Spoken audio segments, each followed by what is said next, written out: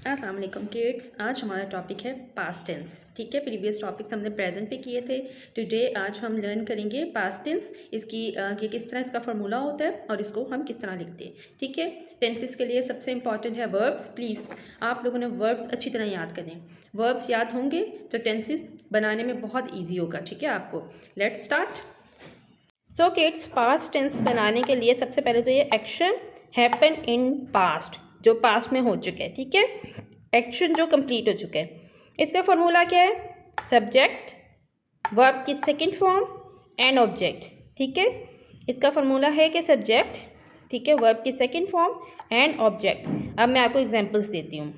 Here are some examples of past tense like I watched a movie, मैंने movie देखी थी। ठीक है, इसमें थी का वर्ड है। She went to the market, ठीक है, वो मार्केट गई थी। ये देखें, इसमें थी इस्तेमाल हो रहा है। ठीक है, They played in the park, वो खेल चुके थे, वो पार्क में खेल चुके थे।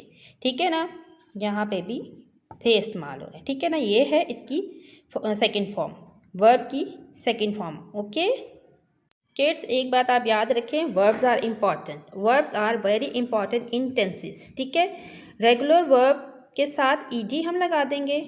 प्लेड है तो प्लेड बन गया ईडी, वॉश्ड है तो वॉश्ड ईडी।